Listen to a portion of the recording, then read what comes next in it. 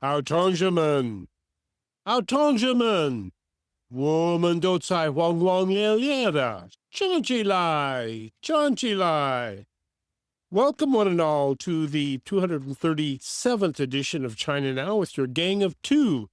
Nan Su, who is the senior investigative reporter for the Epoch Times. Ni hao, Nan Su. Oh, hi, Michael. It's exciting time. Here we go, yeah. Also, myself, Michael Olson, who once dreamed in Chinese of going to live there, but who was dissuaded from doing so by the great helmsman himself, Mao Zedong. 谢谢你, Mao.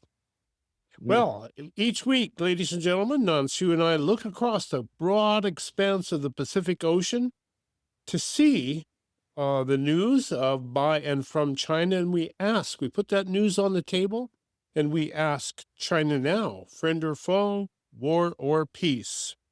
In hour 2 of today's show, we're going to take a little bit in-depth look at a specific issue, which is, of course, an update of the Trump-Xi Jinping trade war that is currently in a ceasefire mode, but not really. And we're going to ask, is this the trade war Xi Jinping and the CCP have been planning and laying in wait for? If so, what is the CCP's plan to win the trade war? And if the CCP does not win the trade war, what is it going to do to survive? Lots of interesting possibilities there. That's in hour number 2, so don't go away. All right. Hour number 1, we have a bunch of news. You got to put your 2 on the plate, and I'll follow up with my 3. Yes. Now, last week, China's State Department, China's State Department is quite different than United States State Department. U.S. State Department pretty much you only mainly just deal with the foreign countries through relation, right? Right. China's State Department is the department that's in charge of all the cabinet, transportation department, foreign ministry, education ministry, all the ministries are under the State Department. So it's basically it's the highest level of government organization that's in charge of pretty much everything. So China's State Department last week issued the white paper for China's New Era National Security. That's the name of the New Era, as opposed to the old era. What was the old era? I don't know. It just they always have all these kind of language game. They will say supposedly. At least it's from current, right? Currently, right. So we'll say at least the current time is a part of the new era, right? Okay. Yeah, we'll let them get away with it. The Chinese communist regime, they always playing this game for propaganda. They always come up with something exciting,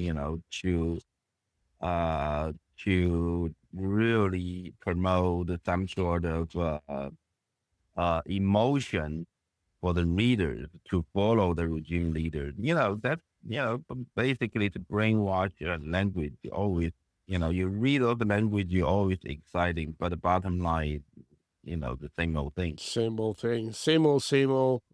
And yeah. So okay. the new era is the same as the old era. New era, national security white paper, basically, it's not only talk about, if you look at the names of the paper, national security white paper is supposed to talk about national defense, the strength of Chinese military, national security, so on and so forth.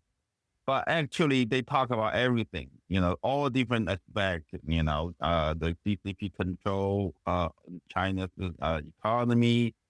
They talk about, universal accepted values from the Western world. It's all the Western standard democracy, freedom, freedom of the press, the religion, all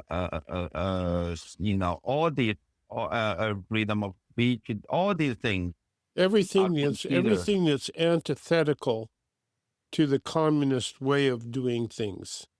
And all those things that belong, in their eyes, belong to the category of national security. It's just basically Hong Kong. You look at Hong Kong, they that's how they took away everything that people living in Hong Kong that used to enjoy, but now they no longer have those rights.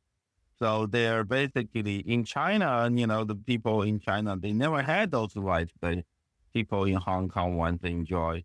So now, but what they do is they say, basically, if you want to have those rights, the rights that Hong Kong people want to have and already lost. And if you want to have those things, then you are a threat to the national security of the Chinese government. One wonders what it was like to live up the river from Hong Kong and look down the river to all of the fun and excitement people in Hong Kong were having, and that you couldn't have any of that fun because you were just across the river up the ways a little bit. It must have had an impact on the people of China. Well, people in China, they know it's a different world over there in Hong Kong, and they Where it know, used to be. yeah, it's much richer, and people living over there is much richer. They enjoy a lot of things. The people living in China are not able to enjoy. So they have a lot more freedom. People knew that. The people living in China knew that, but hey, what do? Right? It's just just like the Chinese people nowadays. A lot of people they've been in the Western world, they've been in the United States. They in their heart they knew what we have here, what we enjoy here is something that they're not able to enjoy over there in China. But you know, uh, they really have no choice, right? Either they if they really brave to take steps to pursue the universal accepting values, they know what they're going to be exposed to. The danger is they're going to be behind the bars, never see their families again. So most of people just like no different than any other Chinese communist regime before the collapse of the Soviet Union, they just keep their mouth shut. Hey, When it gets right down to it, I always figured that would have been my problem of going to China way back when I was studying China and wanted to go to China. I knew that I would have a terrible time keeping my mouth shut. good thing you didn't go, right? That's a good 谢谢您毛主席. Just don't even think about going there. Now you're the one of the radio hosts that you're hosting a show with Nan Su, a terrible enemy, enemy of today considered by CCP. So you better choose not to go to China. So there you go, man. So everybody then who aspires to freedom and holds dear those moral values and whatnot of the West is now an enemy of the state of China. True. There it is. Okay. Well, moving on to our second story here. I have a story out of Reuters about a rogue communication devices found in Chinese solar power inverters. So what is an inverter? It's the device that connects solar arrays like windmills and photovoltaic cells and whatnot to the grid. So you have to have a mechanism called an inverter to convert that kinetic energy into electricity and send it out into the grid. Oh boy, I have an inverter home, from Tesla. I better go check, but I don't know. Hey, you're making me concerned warrior now. Well, and that's what we're talking about. Exactly. You have a Tesla wall. Is that, Uh-huh. do you have a Tesla wall? Yes. Okay, so then you have an inverter. So according to two people who do not want to be named because they evidently fear what might happen if they're named, U.S. energy officials are reassessing the risk posed by Chinese-made devices that play a critical role in renewable energy infrastructure after unexplained communication equipment was found inside some of them. So unexplained communication equipment being equipment that was not on the list, so that when people went looking, they couldn't find it because it wasn't listed, so they didn't look for it.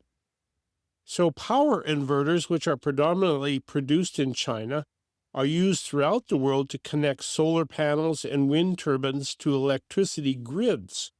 They are also found in batteries, heat pumps, and electric vehicle chargers. Now, while these inverters are built to allow remote access for updates and maintenance, the utility companies that use them typically install firewalls to prevent direct communication back to China. However, rogue communication devices not listed in product documents have been found in some Chinese solar power inverters by U.S. experts who stripped down the equipment and hooked up to the grids to check it for security issues. So over the past 9 months, undocumented communication devices, including cellular radios, have been found in some batteries from multiple Chinese suppliers. So it's not just one or two. It seems like it's a broad array of Chinese suppliers who are putting in these communication devices, even cellular communication devices, into these solar arrays. And the two, according to Mike Rogers, a former director of the U.S. National Security Agency, we know that China believes there is value in placing at least some elements of our core infrastructure at risk of destruction or disruption. I think the Chinese are, in part, hoping that the widespread use of inverters limits the options that the West has to deal with the security issue. So that's pretty interesting stuff for those of us who have inverters and solar Do arrays. you know they actually use this kind of a device in the inverters used by the private home? Yes, not Wow. all of them, I think, but some of them, a significant number of them. And they're very hard to find because they're not listed on the manifest of the equipment.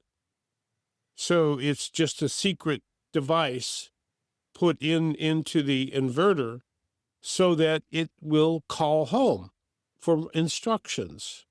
Now, are they able actually to choose which inverter, or they are, it sounds like they're not putting in every inverter, but do they have a way to choose the specific specific person's home, for that to use that kind of inverter? That's a Or good question. And especially if you have an inverter in your home, is my inverter calling home to China for yeah, instructions? And yeah, what kind of instructions is it going to be given by yeah, whoever it's calling in China? that's Hey, interesting, boss, right? what do you want me to do with this solar array? Should I turn it off? Yes. Click. Something like that. That's kind of spooky. You know, You we've know, we've you remember we talked about I think that was forgot if it's the beginning of 2024, maybe 2023.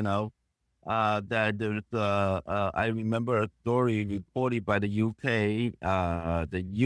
UK's government actually imported a bunch of transportation vehicles used by the UK government. Now, when they purchased those vehicles from China, I don't know why they choose, Chinese automobiles, for whatever the reason they chose to use the Chinese vehicles for the government purpose.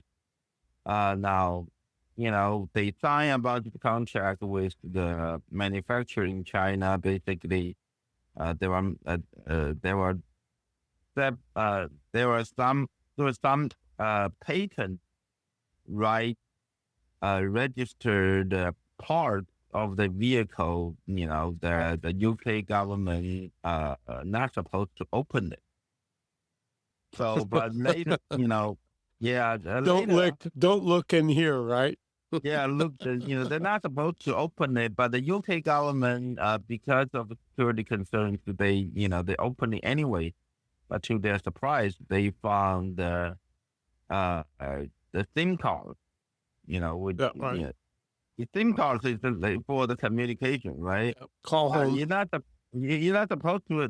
Those are the parts not supposed to have a SIM card. The mechanical thing, you're not supposed to have SIM cards there. No. So which you really worry about it. And you think about it. All these uh, vehicles used by the UK government, they will be used to transport the government officials from point A to point B for some of the important things, which means basically, the Chinese government can watch the UK government officials where they go and who they're going to meet. Exactly. And another story we covered along these lines was a story about how the CCP is building all of the dockyard cranes for the world.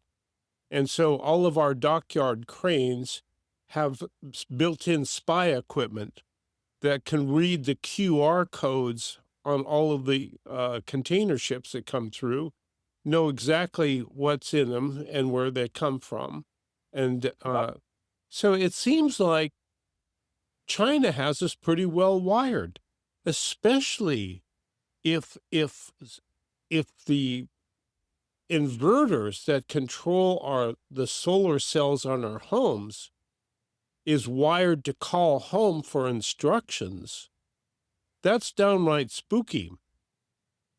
And it's kind of antithetical to the notion of having solar energy that frees you from a central authority. It kind of wires you right back into a central authority, and it's the Chinese Communist Party that's the central authority. Yeah, you don't know what they're watching, and you don't know what they are going after you. That's the most scary part. Yeah. Well, so if you have a solar array on your roof and you have an inverter that converts those solar rays into electricity, it could well be that your inverter is calling home to China. Yeah, waiting for instructions.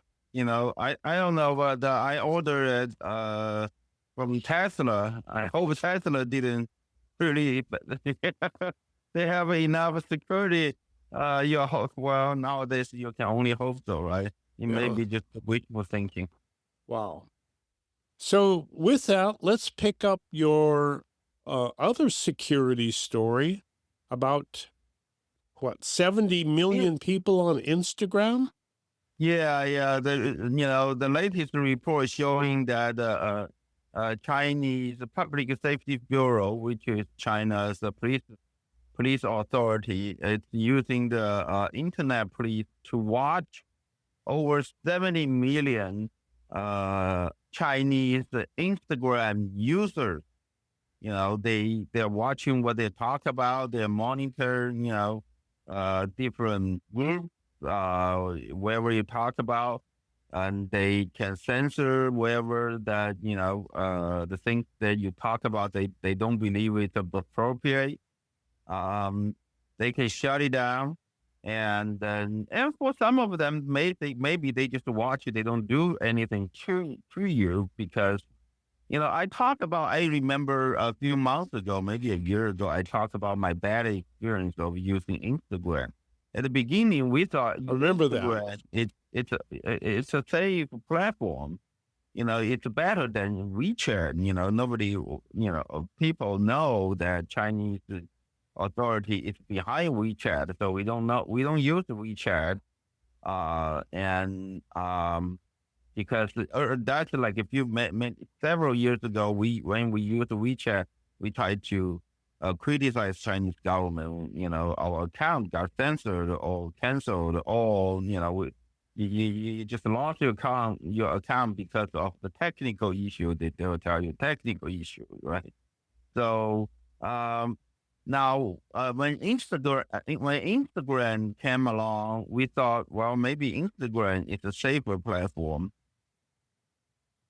But Instagram until is until Instagram owned by Google or uh, Facebook or something? I'm not quite sure, but I don't know who owns the Instagram. Let me check.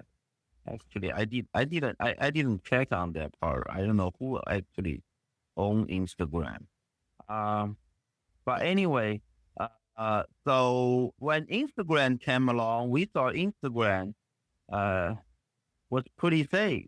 So we started using the Instagram for a lot of for news, uh, uh, uh, and for our even some of the news, like the internal discussion platforms. It's no different than than our the Secretary of the Defense using the signal. Right, right. So we were using Instagram for a lot of things, because we thought it's safe until one day I got I was in couple Instagram groups that basically political distance against the CCP, right? So I joined several groups, and one day, one of my a friend of mine, in the same Instagram group, sent me a message, and told me, "Hey, it's very strange, I looked at my Instagram contact information. There are two names through there. So, um, so I say, hold, let me check, and I found two accounts of his. I say I never registered two of you, under the same name. Uh, so that's how we start, check back and forth. And we found it's actually when you're trying to, you don't know which account at what time which account will work. Sometimes the one account works, sometimes another account work, and then we cancel that account and re-register. At the beginning it's one account, and pretty soon there are two accounts. So that's how we start realizing, something is going on. So I uninstalled the Instagram app from my cell phone, stop using it. There you go. Now, to monitor 77 million people or however many they're monitoring on Instagram, the way they do that is with algorithms that recognize certain words, right? So, Yeah. and so if you want to get a message across without getting censored or whatnot, you have to change the spelling or somehow Well, you use disguise a what. Yeah, combination of maybe some English letter or some Chinese character plus some emoji, maybe, or maybe some symbol, or you just, or like a communist party, you may type a com, and then you space, muni, and then you add an underscore, and then nis, and you do that kind of thing to avoid being censored. Yes. So And then they catch on to what you're doing. So they add that to the list, the algorithm search list. And yeah, then you have to change it to something else. Here's a spooky thought. What if they're hooking up Instagram to solar inverters? hey, I just checked it. It is running on Microsoft Windows. Okay, Uh-huh.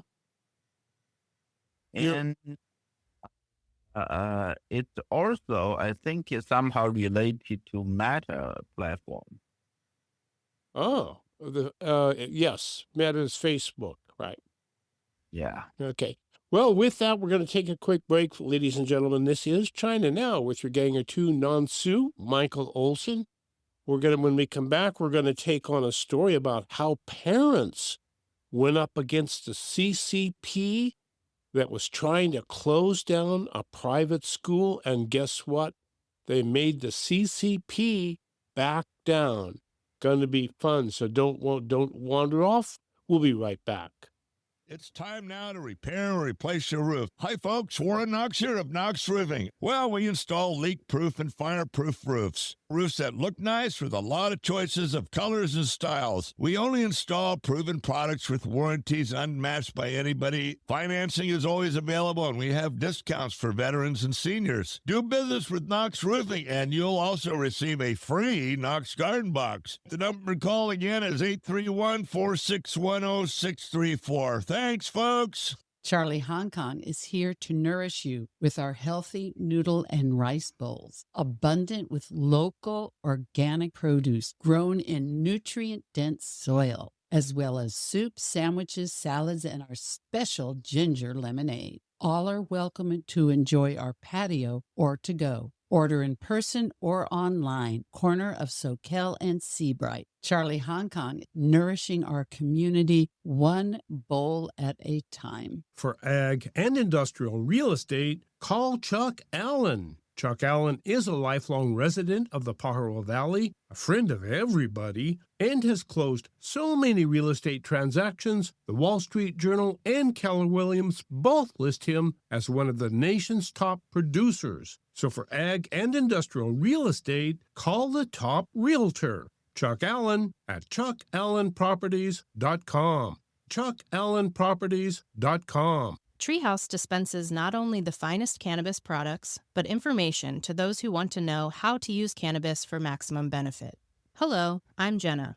If you would like to know how best to use cannabis, ask your friends and neighbors at Treehouse Dispensary, 3651 Soquel Drive. If you're 21 plus with a valid ID, no appointment is necessary and the information is free. Order online at ourtreehouse.io and pick up at our drive-thru. See you soon.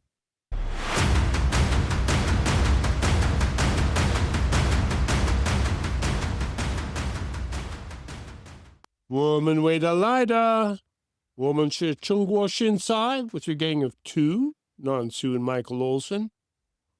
Nansu, been quite a while since, maybe a couple years, since Xi Jinping started clamping down on education throughout the country, targeting first all of the schools that were teaching English and whatnot.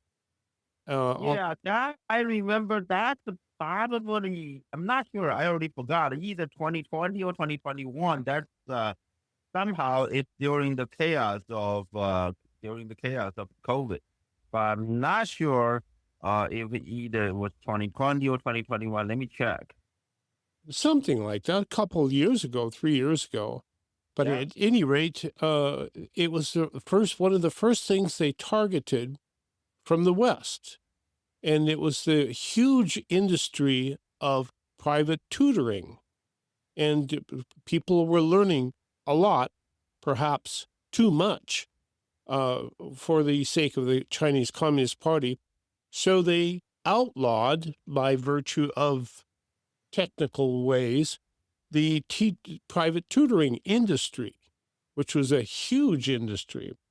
And since then, they've been going after private schools for pretty much the same reason, because kids are learning too much.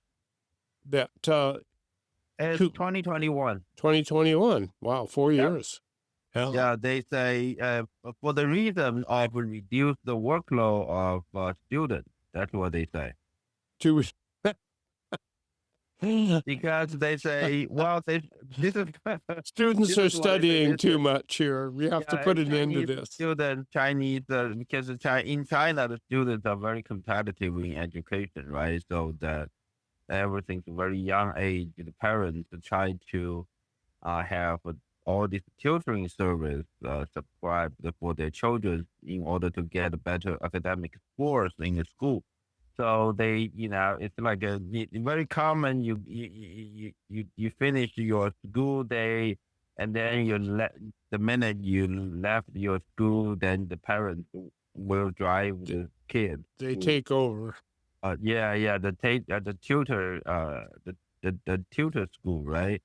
So they basically they shut down. I believe that was in August of 2021. They didn't tell anybody with a warning or anything. They just overnight they issue a couple documents. Yeah, So- it was like pulling the rug out from underneath a huge industry. Well, Sorry. It's not just the children, and the parents of the children had a feeling of loss. There was there was a lot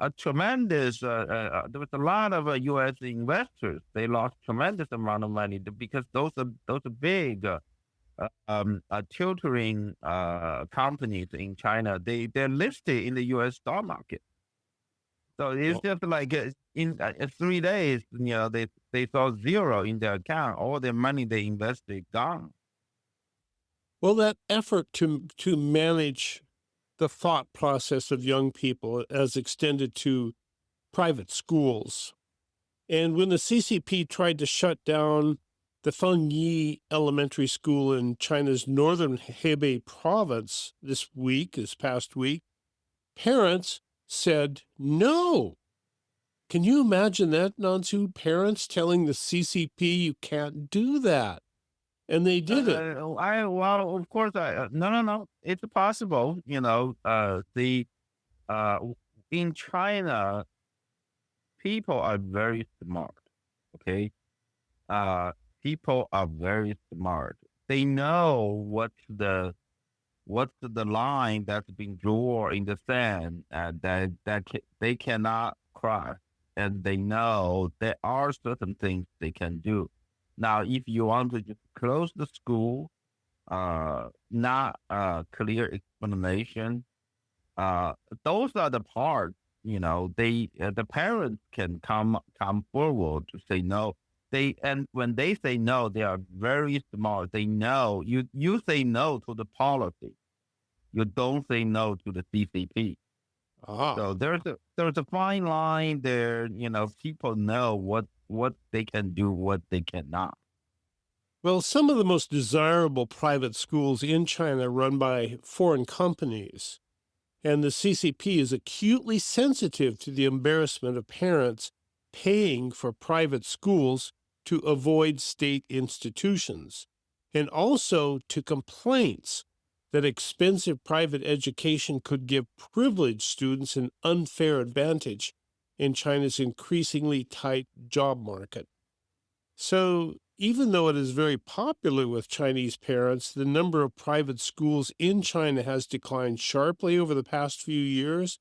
The last report on the subject from the Chinese Ministry of Education showed over 20,000 private schools have been closed over the past 4 years.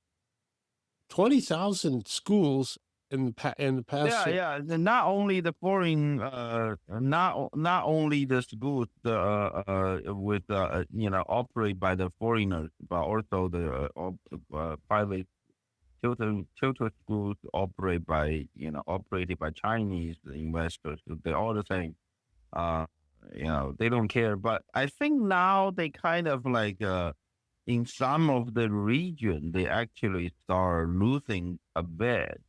of that kind of a requirement because they just couldn't offer a job to anybody anymore. So, in order to get more job opportunities for the local people, I heard this. Uh, I don't know. I don't have a quantity measure of how much they loosen it up. But I knew, I heard it for a while, several months now. Some of the regions they actually start loosening up that requirement. They allow some of the private tutoring schools to operate. It's just to it's really for the purpose Putting of people back to work. yeah, to give people job opportunity because you have all these students who college graduate. They graduate. They start doing the delivery. They become a Delivering delivery food person instead of or doing like a what they should postal be doing. office Yeah. delivery, and working for China's like a Chinese delivery thing, like similar to Amazon, right? So Right.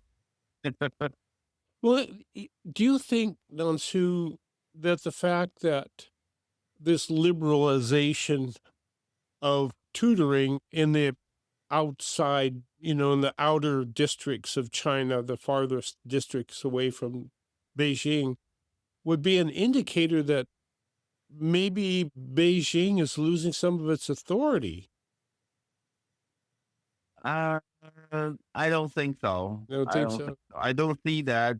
This is just it's something that it doesn't really unless that you have a massive scale something going on. Even say remember back in what was it 2023 December of 2023 the protest that spread all over the country in China.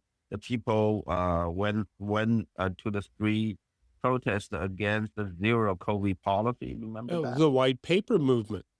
Yeah, the white paper movement. So even during the white paper movement, I would say 99.9% of the people who exactly knew what they're doing. They protest against the zero COVID policy. Right. You probably have like less than 1% or maybe less than 0.5% of the people who went to the street and protest against CCP. They say CCP need to be dissolved. The Xi Jinping need to step down. Those are the people, later being sent behind the bars, being put Right. in jail. For when those, so you kind of like you.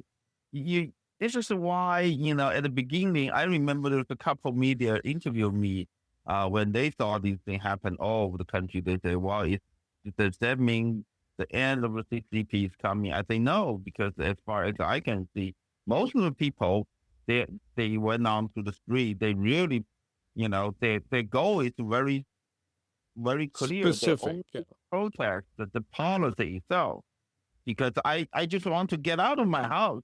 Yeah. I mean, how much wrong that could be, right? And you remember what precipitated the whole thing was the apartment fire that caught Yeah, the apartment fire in which Shanghai. everybody watched people getting roasted to death because they Yeah, were yeah. locked in their house and they couldn't get out. Because the fire escape door was welded, closed, right? So people couldn't get out of the high-rise building, and that's how ignited the protest. And then the protest quickly spread to many different cities. But most of the people, when I made a comment and to several American media, I say, until most of the people who went on the street really clearly have a political common goal, I don't see how that process can last, Right. right? So that's why quickly, they said, okay, the Beijing Xi Jinping said, okay, if you want to end the COVID, zero COVID policy, we'll end it, and they end it, and then nobody protested anymore. Right. Right. This is And- the issue, for any and any at all of the communist countries. They all have the same problem.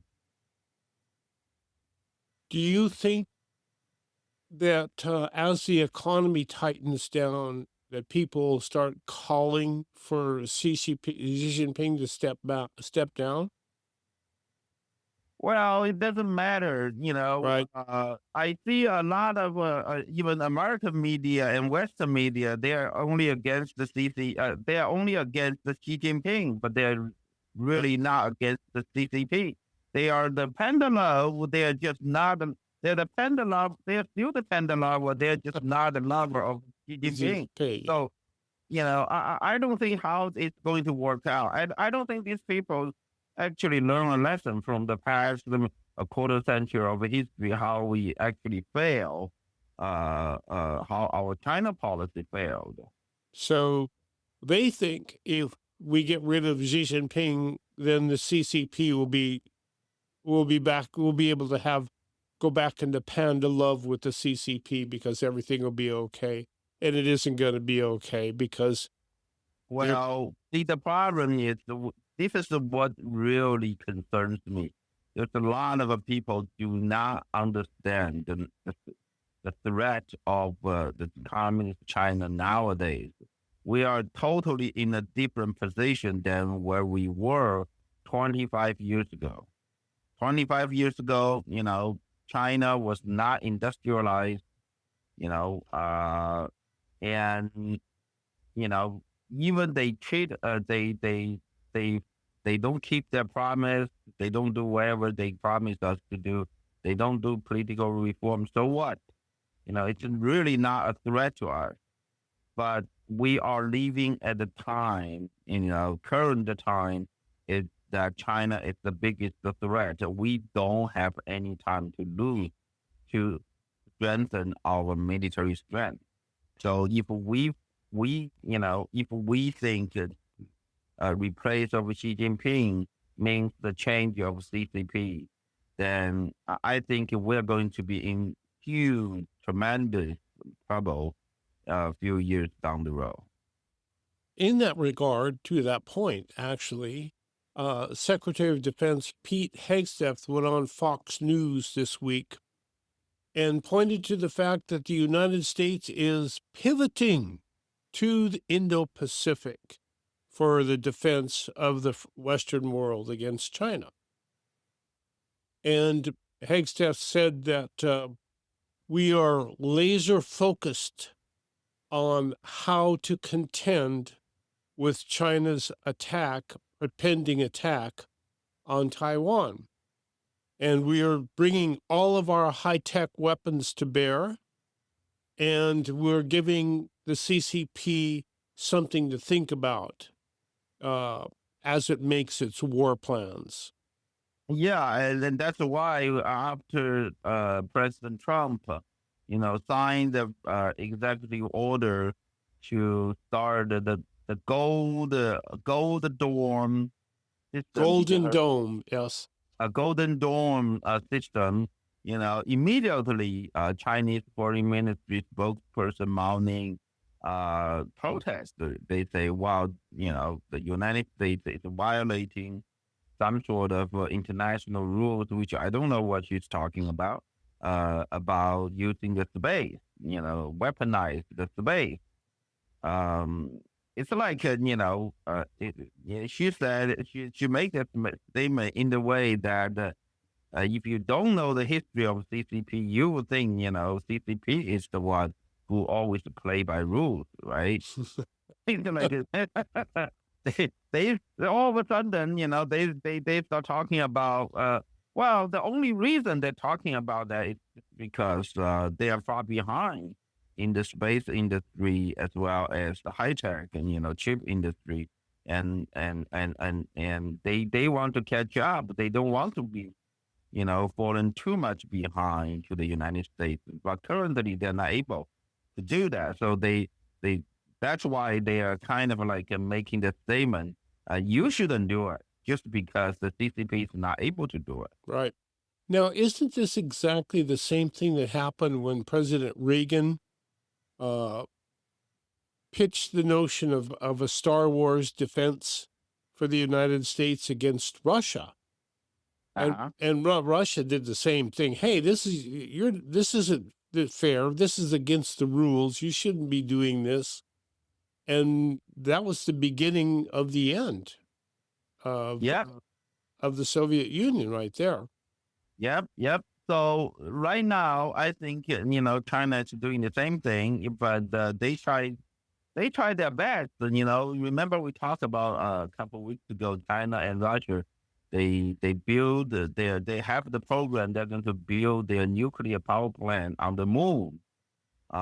It's a joint effort by China and Russia.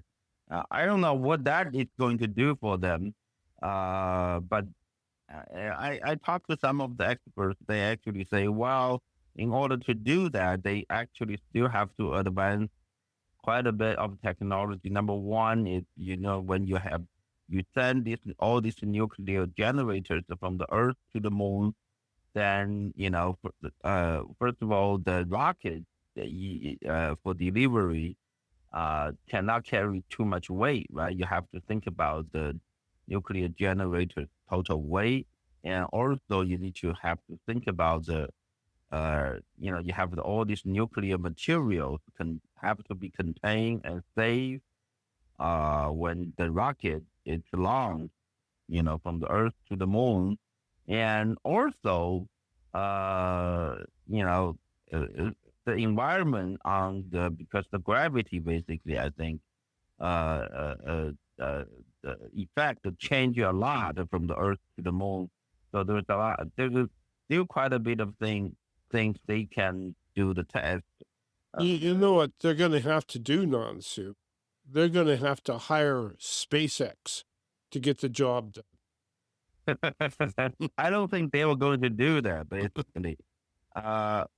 Because there will be conflict of interest, right? Because Golden Dawn, it's been contracted to SpaceX, right? So even SpaceX also takes the job from Russia and China. There you go. There you go. So that would be a major problem. So we've seen here in the past couple of weeks what appears to be a significant diminishment of Xi Jinping's authority with respect to the Chinese military, the PLA.